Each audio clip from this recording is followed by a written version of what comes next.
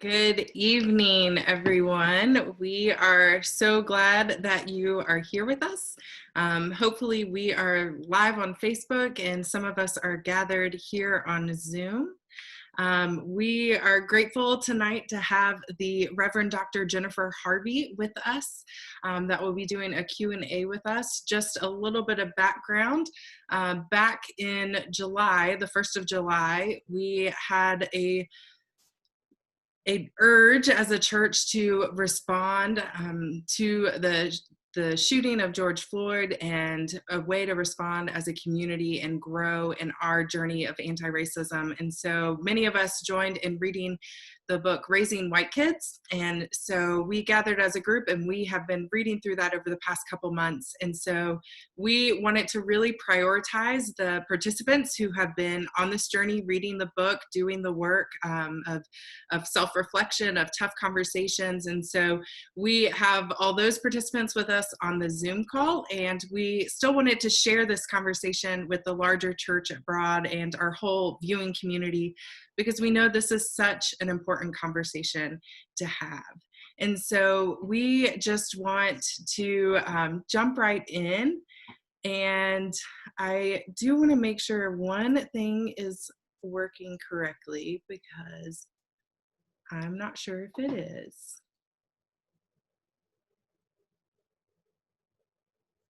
All right.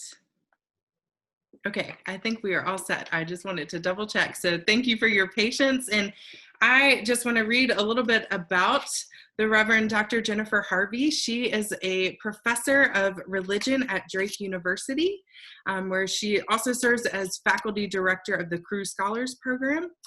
She has a PhD in Christian ethics from Union Theological Seminary in New York City.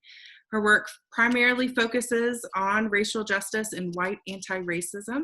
Her books include the New York Times bestseller Raising White Kids, Bringing Up Children in a Racially Unjust America, and her book Dear White Christians, for those still longing for racial reconciliation. Dr. Harvey has written for the New York Times, CNN, and countless other publications, and we are so very, very grateful to have her with us tonight. So Dr. Harvey, I would love to hand it over to you, and I would love first if you would tell us a little bit about what led you to writing this book, Raising White Kids. Yeah, thank you so much, Reverend Jason, and all of you for inviting me to be in space with you tonight. I'm really glad to be with you. So I am not a psychologist or expert on parenting or expert on educational theory, though I am an educator. I became involved in white anti-racism work in my 20s. And this for me was a journey that emerged in part because I was raised in Denver, Colorado. I wasn't born there, moved there when I was 5. Grew up in Denver, Colorado, where we were under a desegregation mandate. And so I was bused in my first grade through 12th education. There was busing. And so that meant in my elementary school years, I was a racial minority in mostly African-American school. And most of my first friends at school then were Black, mostly Black girls. Most of my neighborhood was white, but there were not that many white kids at my school because my family had chosen to keep us in public schools, and a lot of white families had taken their kids out of the public schools in Denver when busing began. And by the time I was in high school, I was still in multiracial schools, but I noticed that my classes had gotten whiter and whiter, and I only much later came to understand, of course, we've been racially tracked, but I knew something was wrong. I didn't have any language for it. No one talked to me about it, but something was up. And then this sort of other thread that happened was that I was a deeply committed, and remain so, a deeply committed Christian. I was raised in a very conservative white evangelical Baptist church.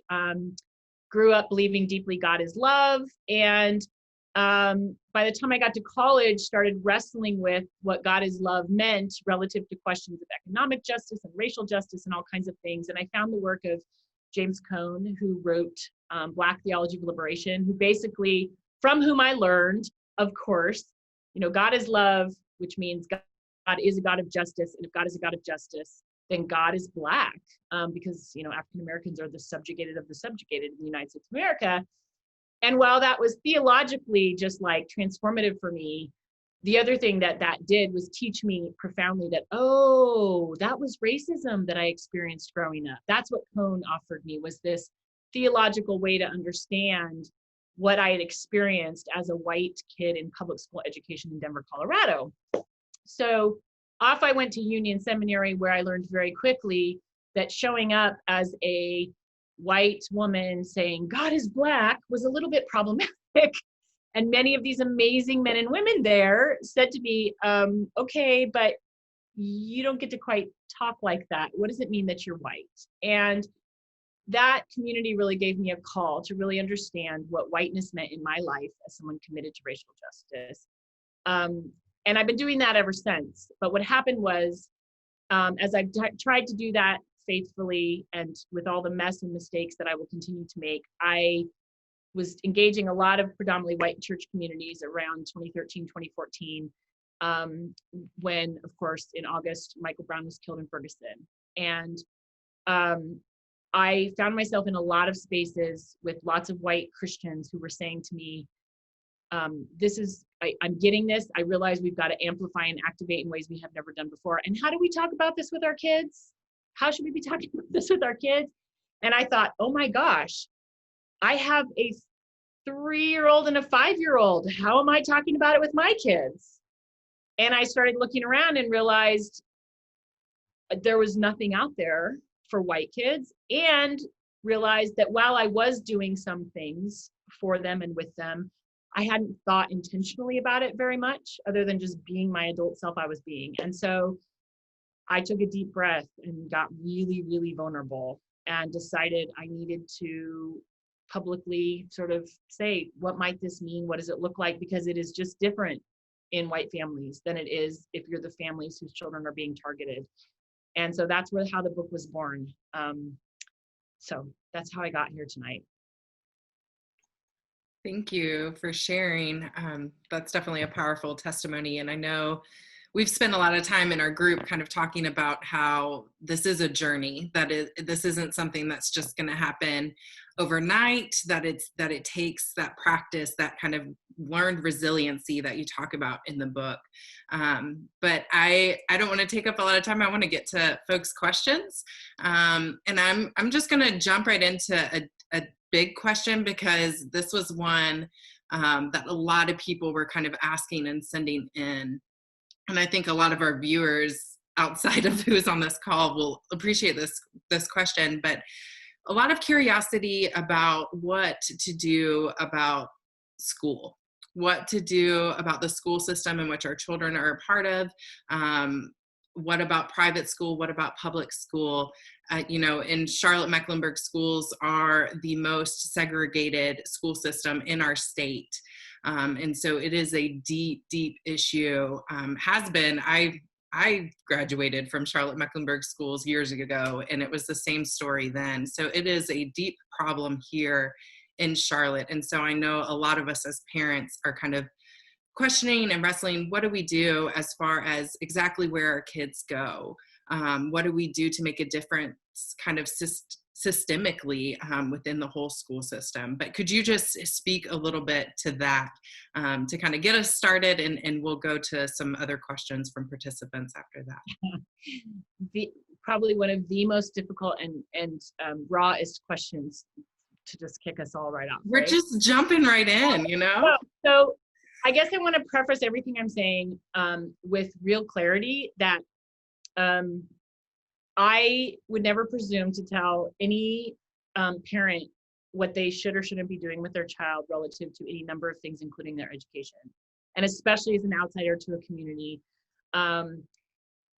So what I think of when I think about schools and these really complicated, really morally loaded questions that families with economic resources and various kinds of access and privilege make relative to schooling, it just sort of puts right on the table for me and for all of us how profoundly we are all living in this deeply unjust system in regard to which oftentimes our individual well-being and our capacity to choose that bumps up against these deeply entrenched, really, quite honestly, like violent systems that we're all living under, right? And housing and schools are two of the most significant places that happens. And in fact, they're deeply intertwined, because part of the reason schools are so segregated and public schools end up so underfunded is because housing segregation is so profound, right? They're really entangled, and this is decades and decades and decades of systems. And so it's really complicated. So having said that, one of the things that is true is that on the one hand, there is no way around it when economically privileged families, and of course that almost always overlaps with whiteness, when we pull our kids out of public school systems for any number of perfectly understandable reasons, we absolutely contribute to those systems becoming worse for other people's kids. There's just no way around it. And again, I say that as a parent who's also navigating this in complicated ways. But I also think on the flip side of that one of the reasons it's really hard then is because also individual choices, right, are rarely the way that we effectively create change. And so it's this hard problem. And I know for some parents, the question becomes, well, so do I put my individual kid in a situation where they might fall behind because they're not getting the adequate resources in this school? You know, what are my obligations to my individual family unit, right?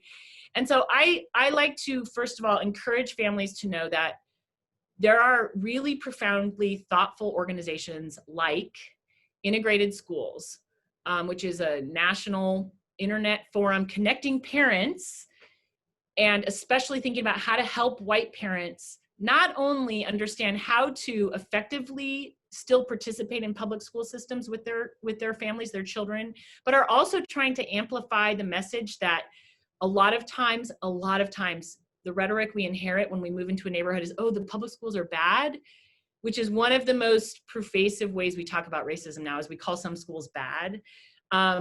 Usually that means there's predominantly Black and brown kids there.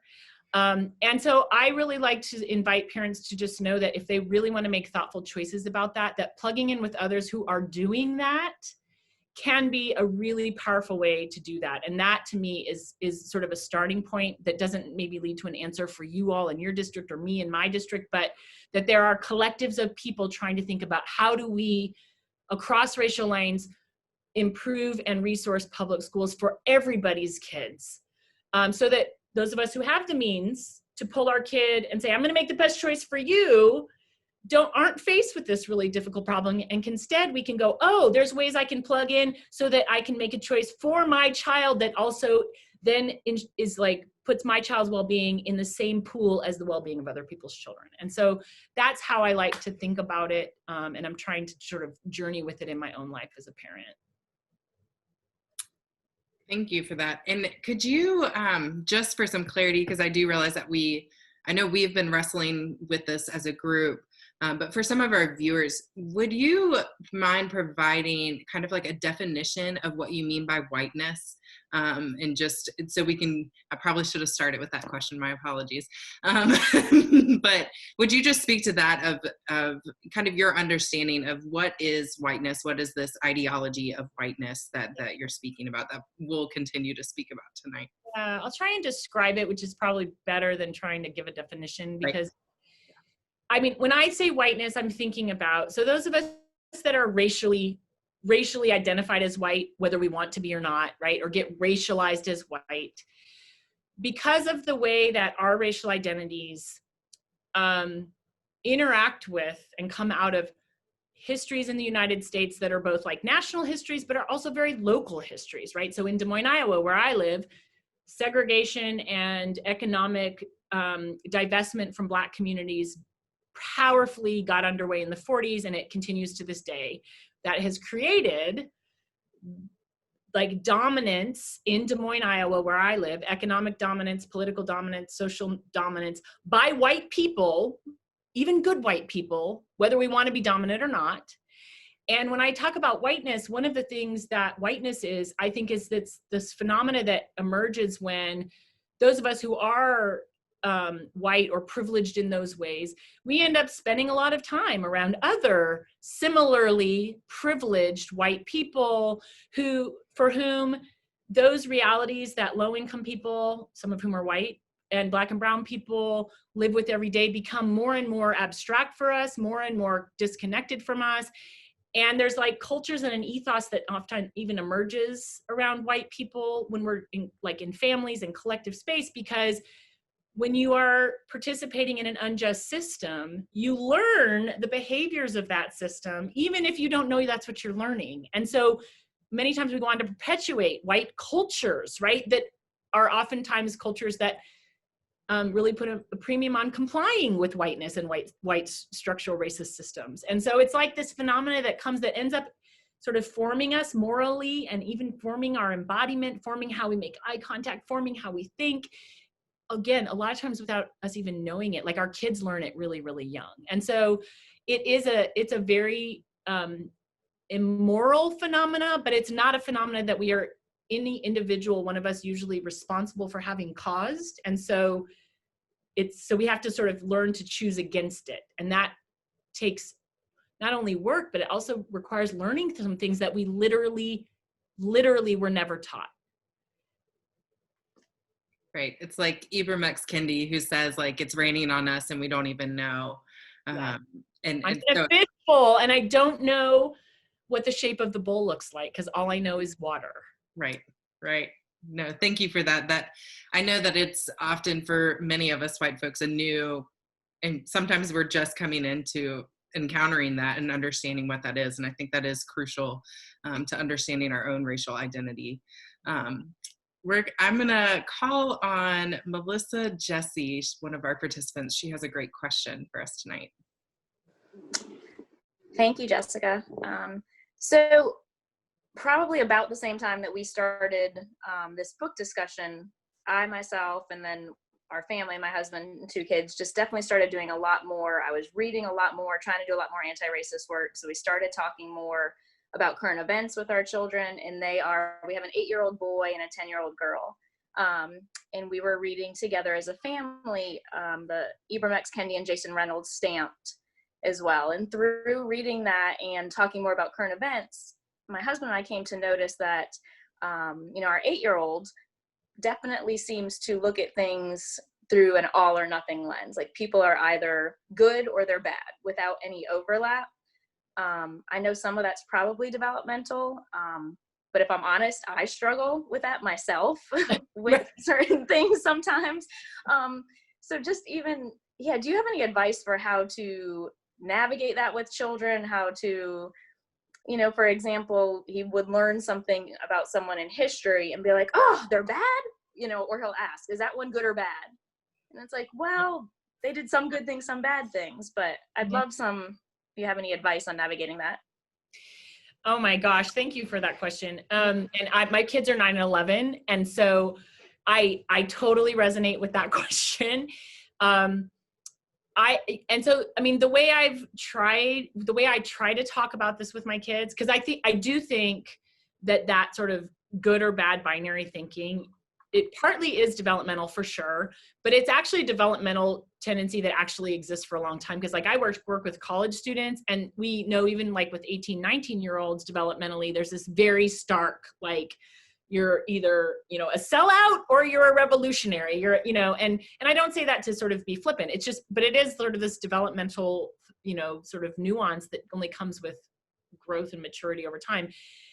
I've tried really hard with my own children to, on one level, I think, do what it sounds like you're doing, where like we will tend to say like, look, I will admit the current political climate has made this much harder for me, but I try and say people are basically, sort of good, right? People are good. Usually when people are behaving in ways that's harmful to others, they also have hurt that they are acting out of. I mean, we try and talk about that generally, like not just with race, but like with kids at school, right? We try and sort of talk about that. But I really, really try hard to talk about behavior as opposed to there's good people and bad people. And literally just the other day, we were having a conversation about the election and people in our own family network. And one of my kids said, I don't understand how two wonderful people who are fighting about this political moment. And I said, look, the reality is wonderful people sometimes do really bad things. And in this moment, lots of wonderful people are maybe poised to do some really bad things to families like ours. And so I think talking about it behaviorally and helping our kids see that we're willing to wrestle with the morally complicated things that all of us do, right? And then I will also try often to say to my own kids, I've done things that are bad. Like I do things that are bad, right? That none of us are just good, and almost none of us are just bad. And so that's one thing. The other thing I've been doing more often lately that's been interesting to me, and I think I thought of this when you talked about your 8-year-old, is that and this came up with my 9-year-old and we were talking about the suffrage movement and Susan B. Anthony. And my kiddo was talking about Susan B. Anthony, and somehow, and I've been trying to bring in moral complexity with him around historical figures. And so we started talking about Susan B. Anthony's racism. And I didn't say to my kid, look, Susan B. Anthony, yep, good for her, but she was racist. I said, here's this whole story. And then I said to my child, I'm wondering how you think we should both celebrate her and tell the whole truth. What does that feel like? Does that feel hard? And because it feels hard to me, because I want to celebrate. And I also wanted to, and so we actually just had a conversation about, with no fixed answers that we arrived at, of like, well, how can we honor the suffrage movement and also tell the whole story so that we don't dishonor Black women as we tell that story? And my hope is that just being willing to sort of morally complicate most human behavior while always elevating that people can choose to act against oppression anytime. Like we can, in any historical period, people could choose. I think that maybe will help sort of maybe undermine some of that sort of people are good or bad kind of things. And it's, again, especially if we can talk about, it's about behavior, it's about decision making, it's about action. It's never about a fixed state of being. That's my hope. And I don't know if I'm not a parenting expert at all, because any of us are parents know that we're like, oh my gosh, nobody knows what we're doing, right? But my hope is that I know it's at least continuing to be a conversation with my kids. And so I hope, and I kind of assume as they get older, it will continue that moral complexity we're talking about now, even though they still then might go, yeah, but I just think that person's bad, and I'm like, well, but it's like this, it will kind of continue to nuance and grow. That's my hope. So I'm going to tack on to that question, Melissa, if I can. I'm curious because, Jennifer, you are an ordained clergy person. So as you were speaking, I was just thinking of like how much I think that resonates with our faith. But I was just curious if you would say something more about that, about how we believe in the goodness of people. Well, it's funny because it almost came out while I was talking, because I'm thinking about, I was raised in deep original sin kind of world, right? And I think even as an adult, the kind of theological and religious journey I've had, where I'm not sure. I think that we are all beloved and the divine, we are created in the image of the divine, right? So to me, there's a way that goodness permeates all of this, but I also am really clear about the pervasive presence of sin and brokenness, and so I think when I think about the divine and I think about human nature, for me, I tend to sort of, all of it feels dynamic to me, even God, right? Like that the divine is sort of called into more power and flourishing when we as human beings partnering with the divine, whatever, like are growing goodness and sharing God's love on earth, right? And so, but I always get a little sort of nervous when I speak too much theologically, because I mostly spend time in an academic setting and not a church. And so I know those concepts, I have pastored, but, and I don't know how as I was answering that question, I was like, I'm not actually sure how I talk about that with my kids, because my partner is an atheist, and like our kids are inheriting this really complicated religious legacy. So, maybe that's another book at some point. I don't know.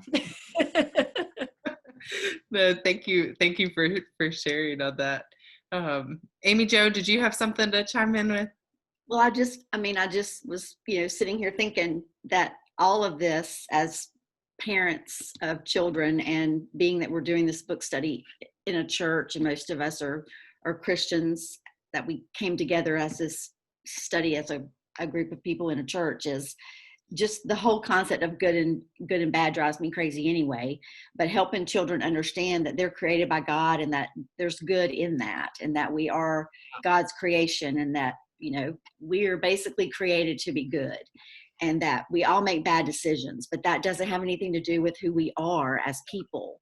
Yeah. And that, I love what Jennifer said, telling your children that, you've made bad decisions too. And so I think focusing sometimes on the choice that we make, or the decision that we make, rather than focusing on who you are, because it's your decisions and the choices are not really who you are. It's the choice you made, or the bad decision that you made, and not letting that define who you are, is what's so important. And we are all blended of great decisions and bad decisions. And so I've tried to remember that as I've raised my daughter, because gosh knows I do not want her to be defined by some of her bad decisions, as I don't want to be defined by any of my bad decisions.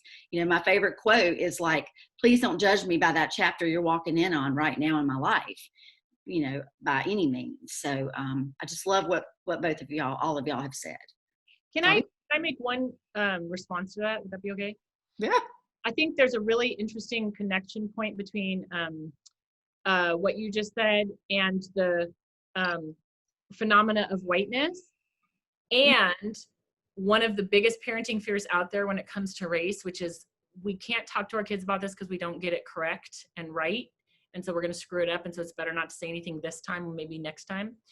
And that is this, it connects to this, we all make mistakes discussion. And that is that it's also true that our kids seeing and knowing that we've made mistakes, including our kids watching us stumble to talk with them about race and anti-racism, is actually a really important, powerful intervention in whiteness. Because one of the things whiteness does, especially when it comes to race, is teach us that we are not supposed, that we know things way more than we know, and that we have answers. And there's a profound need for humility in white communities around questions of race, profound, because we have been so miseducated on the reality of race in the United States and even in our own communities. And so this thing about showing our mistakes is also this way that I've learned, when I freak out about what my 11-year-old wants, she asked me a question, I totally screwed it up, right? I didn't give the perfect anti-racist response, right? I'm learning, and I'm wanting other parents and caregivers to learn with me that actually that's okay, because this fear we have to speak about racism in white communities and with our kids, my 11-year-old watching me come back 3 days later and say, you know what, H, I do not like how I responded to that question that you asked me, or that thing that came up, and I realized I didn't have it correct and I needed to learn some more. Can I talk about that again with you? Is actually also embodying and modeling a kind of more anti-racist way of being relative to whiteness and what it would tell us we should be doing, than this sort of need to get it all the answers right, or have our answers for our kids around race and racism perfect. So anyway, as you were speaking, I just thought, oh, there's a beautiful convergence point around whiteness and humility, the need for humility, and humility freeing us to make mistakes with our kids on this journey that most of us are walking in ways that we were not mentored to walk. Right, exactly.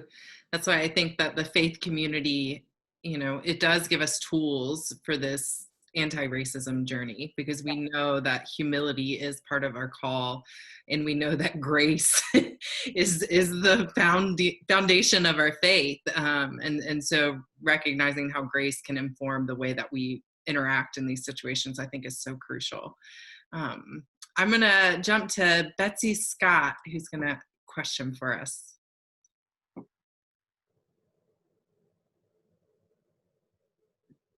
I really enjoyed our book and our book study.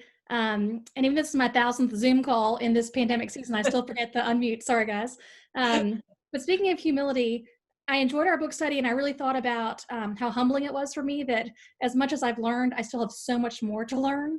And for me, that comes through reading and through conversation. But do you have any blogs or books that you recommend just for your own personal education as you go about this work yourself that you'd recommend for us just to keep doing this work beyond just your books? Yeah, so that's a great question.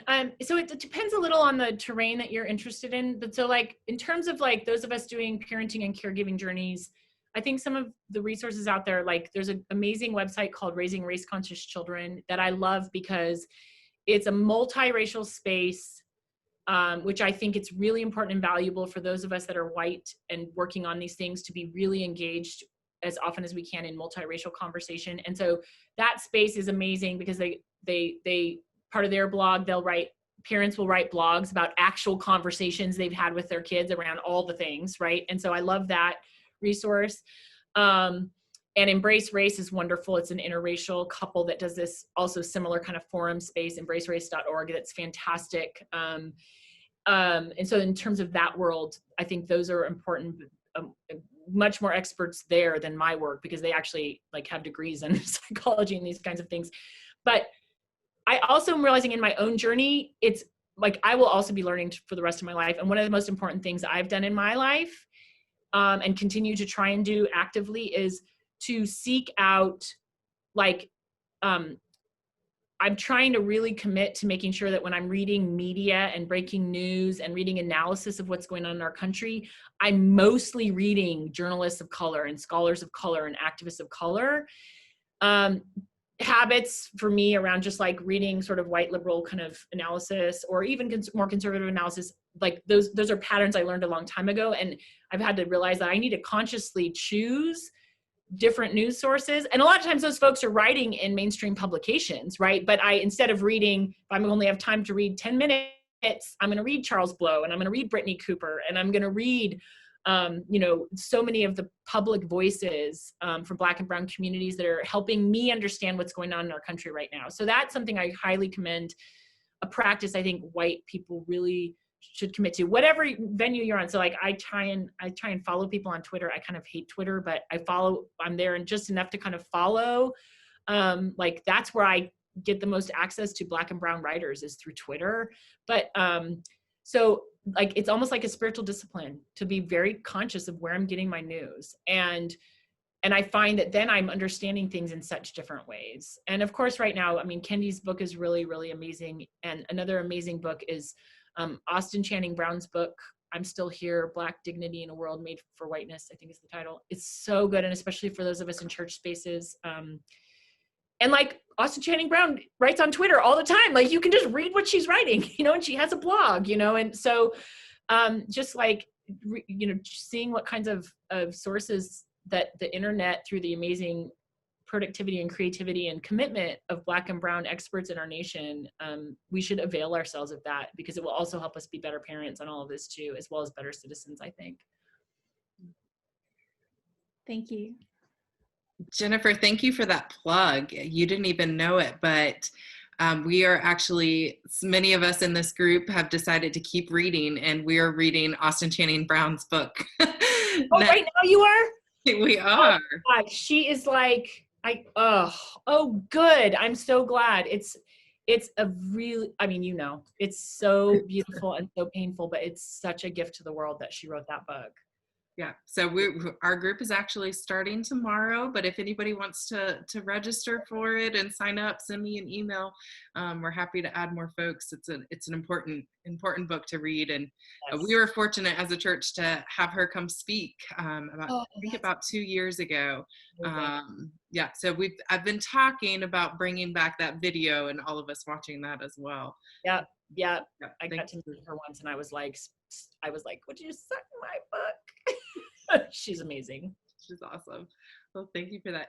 I just want to open it up. Is there anyone else that is here that would just like to ask a question? If you want to just unmute yourself, you're welcome to ask. Hi, I have a question. Yeah. I really enjoyed the book, and I wish it was a resource that I would have had when my kids were a little bit younger. We have a high schooler and a middle schooler now, And sometimes it's hard to start the conversations when I've been, I was raised to be colorblind, and now I'm trying to flip that script and be more race conscious. And, after 15 years of parenting, trying to change our way of thinking, what's the biggest takeaway you can give to people with older kids who don't have the advantage of starting before they've made all these mistakes or missteps with this subject? Yeah. You are so not alone. I think one of the most important things that we can do is to, again, take a deep breath. That's a regular practice in my life. And actually, I know that teenagerhood is also different. I'm starting to see that with my own 11-year-old. So I'm sure I'm going to learn a whole bunch of new things about how to navigate conversations with her coming soon. But I might try something as kind of de-pressurizing as literally saying to my teenager, I've been in this conversation at church because I'm realizing that some of the things I learned and that I thought were like perhaps the best way to make sure that we were talking about race in our family, I'm learning that maybe I didn't have the fullest understanding I needed. And I'm wondering what you think about these new things I'm learning. And it's almost like sidling right up alongside our children and just saying, as opposed to, oh gosh, I don't know how to do this yet, and now I've got to figure out how to do this for my 17-year-old or my 15-year-old. More like, can I tell you this either wonderful thing I'm learning, or this hard thing I'm learning, or this thing that's made me a little bit nervous to be learning now, and seeing what they say. And I don't know what they'll say, but sometimes teenagers, and sometimes I hear this from high schoolers, will actually be like, oh my God, I'm so relieved that you could say that to me, Mom, because actually this thing is happening at school and I've known something was up. But so often white young people don't have adults in their lives who they think that they can trust to hold the complicated racial experiences they are having in the world. Some 15-year-olds are very aware of complicated racial experiences they're having in the world and just kind of keep them to themselves. And so I think the most important thing is that you don't have to have the perfect way of talking about it. You don't have to have the answers. You need to, I would hope for you that you could simply say to the children that you're raising still, I'm going to open my heart and say a vulnerable thing, which is, I think that I need to be doing this differently now, and I don't even know what that means. But I wonder if we could talk about it together. Could we watch this movie together? Could we read this book together? Would you be willing to do that with me? And maybe even saying to them, I bet you know some things that I don't even know. And I would love to also learn what I might learn from you. Because I think even my kids, they'll teach me things around this all the time, and they're younger than your kids. So I just think being honest about that, and then sort of saying, could I sort of walk with you as I'm learning and seeing what happens, but taking the pressure off yourself that you suddenly have to have a language you don't have yet, or that you're growing. It's okay to tell your children that you're growing this new language, and maybe it feels a little scary, maybe it feels really liberating. I don't know what it feels like, but tell them how it feels and see if they want to help you grow it. Thank you. I have a question. Okay, so I'll preface it by this. My wife signed me up for this class. I didn't even want to take it. So, and then she got busy and bailed, and then I stayed in. But actually, before I stayed in, I called Jessica because I went to the first Zoom, and it was all women. I was the only guy. And so I called Jessica. No, I'm not done yet. So I called Jessica, and I was like, Jessica, I can't take this. I can't be the only guy. And I ended up, and then she encouraged me just to read the book. And I got to about page 10, and I was like, oh my gosh, I have to stay in this study. And I don't know what was on page 10. I have to go back. But so from my question, I guess, is do you ever meet people that have no knowledge of this? And then, because that was me, I have no knowledge of any of this coming to the class. I just always avoided this subject. And so do you ever encounter people that have no knowledge of this and then read the book and realize that they're the child that needs to grow up? And even though I'm turning 40 this year, I've never developed this. I've lived in a white part of the country and then a minority part of, a more black part of the country, but I've never developed any So have you met other adults that feel like they've read the book and, well, I'm the child, not my, I have kids too, but yeah, that's my question. Yeah. Um, so that question almost, I can feel myself like wanting to weep a little bit with how vulnerable that question was. So thank you for that.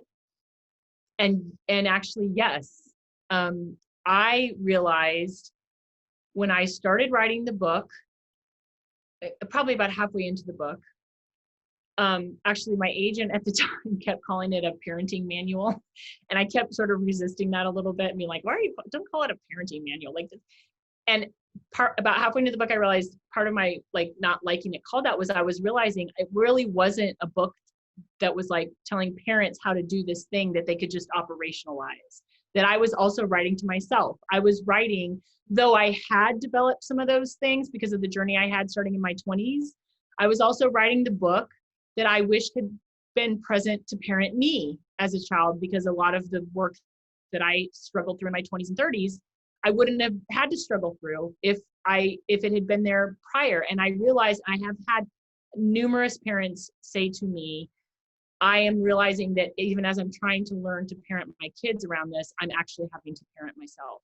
And I think, in fact, that recognition is really powerful and it's really important, because one of the things that is a huge source of racial alienation in our communities right now, all over the country, but it manifests locally and it manifests in classrooms and it manifests in churches and it manifests in our neighborhood civic associations, is that people of color are, obviously suffering tremendously, are experiencing profound threats all over the place, and have for generations been parented for this, right? Have been mentored and given care by, well, in the case of African American families, Black elders, right? Around how to challenge white supremacy, how to thrive in the face of it, how to take it on, how to not let it, right?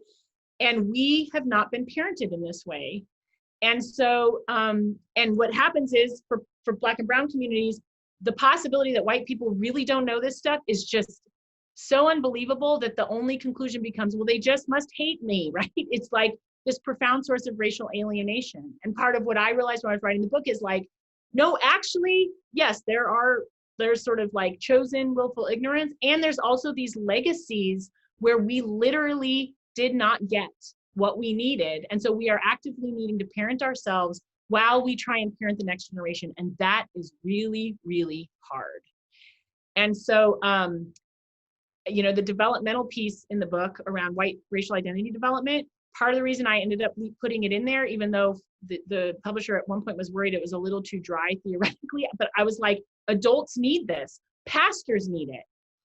If I'm teaching white people, I need it, right? Because white people most of us are stuck at pretty early racial identity development stages, and anti-racism requires moving through to stages further along than most of us have been supported in growing. And so we have to be growing it now. And so yes, your experience resonates with that of many, many white adults out there. And it really is a book for white adults as much as it is a book about what we do with our kids. So thanks for staying in the group. It's good stuff. Thank you for having me. Is there anyone else that has a question burning on their heart?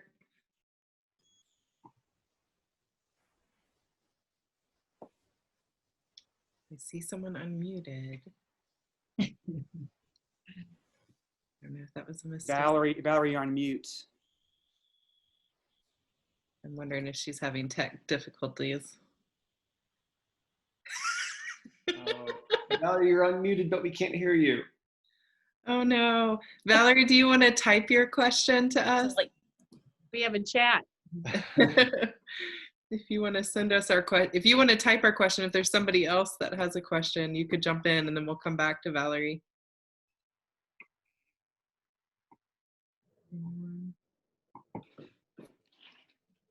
I can ask a question while Valerie's typing hers.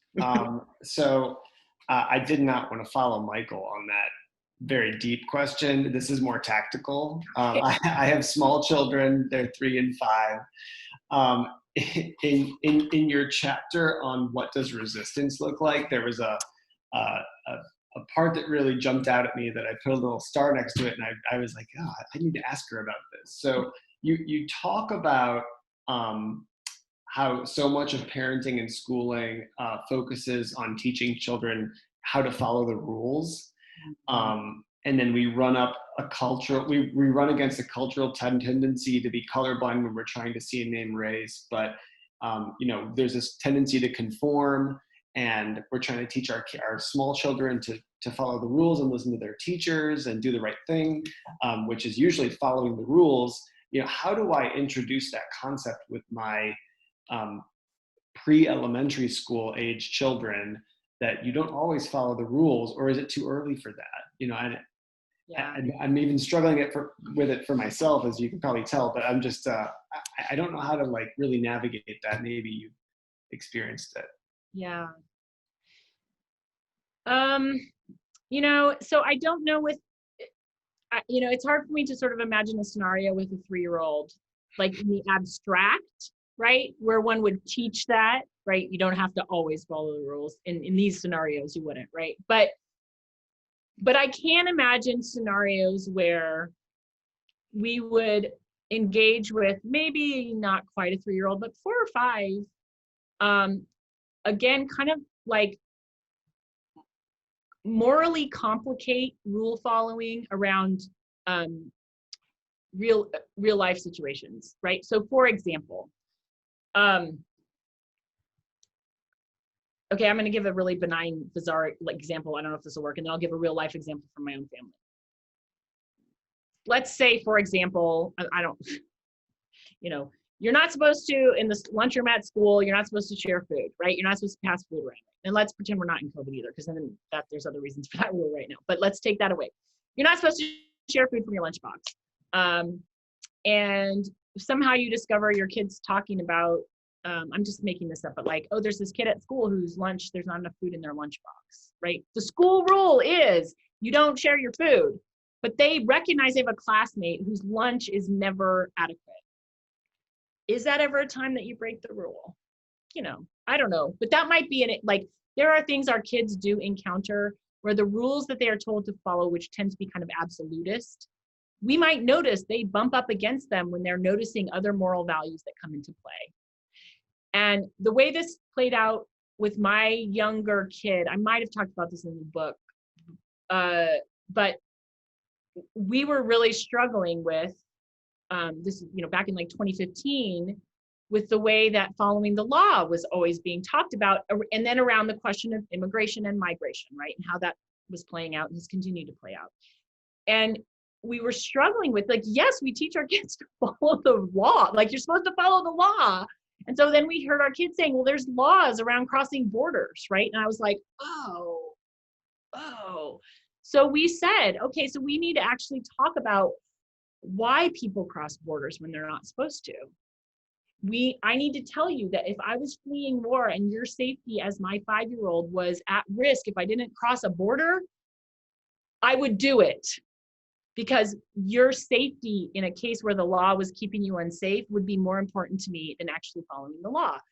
And so we started in a very around a really politically heated issue, empowering our children to recognize sometimes laws are, and then we also started talking about, oh, by the way, did you know Martin Luther King Jr. broke the law?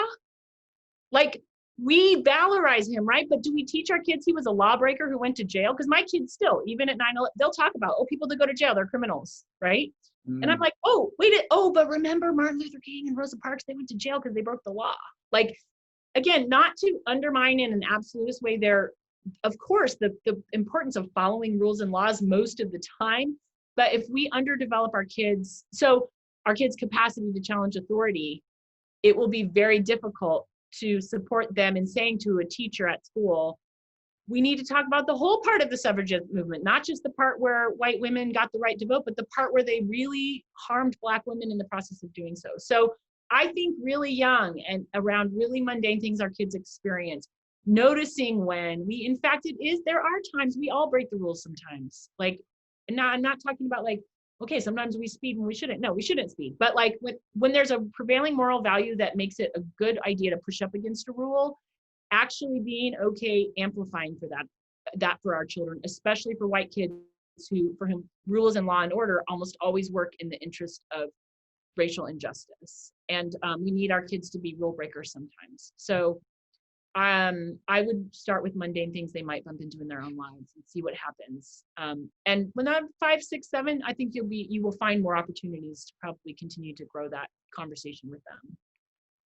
Thank you. I feel fortunate to have read your book while they're still so young. So I'll try to keep my notes handy. Thank you. Thank you. This is so wonderful. This is going so well, and I'm trying to be mindful of everyone's time. So I know that Valerie submitted a great question, and we also have another question from Sarah, who's on Facebook Live. So I'm going to let Jessica present both of those questions. Do you want to start with Valerie's question, Jessica? My turn to mess up muting. I'm sorry, Valerie, that we can't hear your lovely voice ask your question. I'm just going to read it so I'm accurate. But Valerie said she wanted to acknowledge that Jennifer gave specific examples in the book of her conversations with her own children and how much that helped us. Also wanted to touch base on the idea of introducing our children to diverse books. Curious to know how to encourage our kids to read diverse books rather than just handing them a book and saying, here, read this. Mm-hmm. So what would you kind of say to that, Jennifer? Yeah, I would say noting the importance of not just handing our kids diverse books, because for, I think, reasons that are sort of presented in the question, there's all kinds of evidence that has shown that just telling white kids to read diverse books without conversation does very little for their racial capacity around anti-racism. So we should, especially when they're younger, we should read them with them and then talk about them, and not always in a lesson, like, let me tell you about this kind of way, but just making this like, like I remember reading a book about the civil rights with my kids and being like, I wonder who the bus driver was. And I wonder what it felt like to be him, to be that white person who actually enforced this unjust law. And now Rosa Parks is the hero, things like that. I also think with our older kids, I am struggling with this right now, in fact, a little bit, because I keep being like, I want my 11-year-old to read this book and this book and this book, right? And I'll even read them with her. And I've said, read, and I'm noticing in my kid, where my kiddo is at right now, she's not always wanting to pick up that book that I'm recommending. And I'm going, okay, how much do I insist, and how, but I don't want to make anti-racism the point of her rebellion either, right? That mom should and so I'm actually, I keep sort of every couple months around a couple of books saying to my elder, who reads a ton, when you're ready to read that book, I'm really excited to read it, but I don't want to read it without you. And so I'm hoping we can read it together, because she loves to read and talk about books. And so I don't think I have a great answer, but as much as we can offer to read them with them. I actually even had a parent tell me they read Parts of Raising White Kids with their 16-year-old. And their 16-year-old was like, well, she's right about that, but that doesn't work like this. And it was an amazing conversation, because it was accessible to the 16-year-old. So I think if we can read with them and watch media with them, and have a conversation, because then it'll, how you get in the car and these conversations come back that happened 4 days ago. As parents, we just sort of have to keep being available, because you all know this if you have kids. It's at the weirdest times they'll pop up with some brilliant question or insight, or say, oh, and they've been stewing on it, right? So just keep making it available, keep showing your willingness to talk and ask them questions about it. That's what I would commend right now. But again, I think my teenager journey is gonna be really different than my journey has been to this point on these questions. So that will be part 2 of the book, right? Yeah. You're going to write a follow-up. No, I think so. Teenagers need to do that. I'm like, there you go. Pass the torch. Right. Well, I'm going to ask kind of our final question for the night, and this did come from somebody that's watching on Facebook, but I think it's a very fitting question that all of us can relate to. But she asked, what's your advice on not burning out on justice work? How do we keep the conversation from fizzling, especially given the state of the pandemic and just everything that's kind of going on in the world right now? What would be kind of your advice of how do we keep moving, but also how do we kind of balance all the things? Yeah, I really value that question a lot. And a couple weeks ago, I lost it one day in a way I had never lost it. I was like, oh, we're all like overwrought and overwhelmed. And so some of the strategies I am trying to practice in my life very imperfectly. I am trying to, actually my therapist said to me a couple weeks ago, it was so helpful. It's really important that we all do something, but don't try and do so many things that we become unable to do anything. And I took that very seriously. It was in the same period of time I was really struggling myself. And I'm just really trying to say, okay, I'm always going to have some very concrete justice work going on in my life. That needs to happen. For those of us that are white, we need to decide how to make that a priority. But it might look different for all of us, and we cannot do all of the things. And so for me, I'm trying to go, here's my lane. Maybe I've got 2 lanes. For me, one of them is always something in my local community, where I'm active with others, trying to change the actual racial climate on the ground here in Des Moines. But I'm trying to go, okay, I don't need to be in every webinar, and I don't need to be at every seminar. I know I need to be really committed to the 1 or 2 things I'm really committed to, because those people need me to stay well and present, right? The other thing I'm trying to do is be a little more conscious about my news consumption. Even while I'm conscious about who I'm reading, I'm also trying to not sort of take in every breaking news moment, because it starts to just make me feel so frayed and despairing. And so I'm trying to deeply invest in the practices and habits that nourish my soul, that help me keep a bigger picture perspective, and that also tries to help me have compassion for myself and all of us who are literally living in a time that it is unprecedented to literally not know next week what next might happen. And so I'm trying to actually believe that showing compassion to myself around that is a really important spiritual discipline. And that for me, that looks like 15 minutes in the morning with a candle and a good book of poetry, but it's probably something different for the rest of us, right?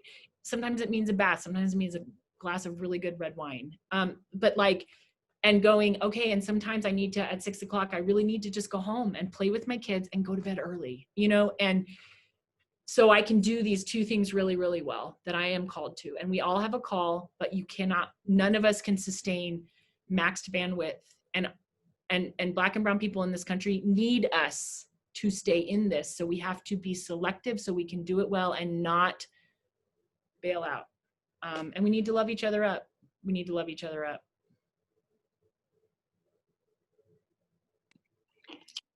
Thank you so much. This has just been so, at least for me, and I can tell by everyone else, so inspiring and encouraging and empowering. And we are just so grateful for your book and the work that you do. And it's just been wonderful for me personally and everyone else. And I don't know about everyone else, but I've underlined and starred and exclamation point and will, like Chris said, refer back to notes for many, many years to come. And I just hope that everyone that has joined us has enjoyed it as much as I have. And I hope all of us will continue to be encouraged to keep having conversations with our children about inclusivity and how to embrace and celebrate other people who are a little bit different than we are, and continue to dialogue with neighbors and coworkers and friends who are different from us, and think of how we can be actively engaged in spreading love and peace and justice in the communities where we live. And I love what you just said about we can't do all the things, because I think that can overwhelm us, but we can do 1 or 2 things and really commit to what those are. And I think we are grateful to have you with us tonight. And I think that Reverend Dr. Jennifer is going to close us out with a benediction. Am I right about that? You are. Yep. All right. Thank you so much. Will you take a deep breath with me?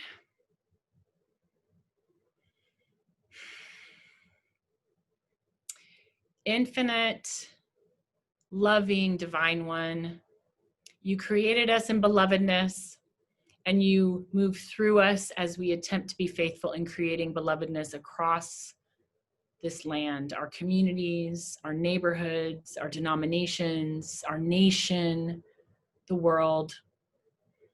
I ask that as we leave this space, we will each and every one of us know that your presence with us is unshakable, moving us to be bold and speaking the words that we must speak, moving us to be comforters and compassionate as we attempt to share what we are learning and stay committed to that learning even when it's hard. I ask that you would bless these parents and caregivers and this community, this church that is seeking to create the kingdom of God on earth, a kingdom that is diverse and raucous and characterized by justice and the flourishing of all. May we leave this space as tired as we leave it, knowing that you are walking with us and that none of us is alone. We are not alone. We are not alone. Thank you for being with us and among us. In your many names we pray. Amen. Thank you all so very much. Thank you, Dr. Harvey. Thank you so much, Jessica. Thank you all for being here tonight and for reading the book. And I'm so glad knowing you're out there. Let's keep doing this work together. Absolutely, absolutely. Peace. Thank you. You. Bye. Bye.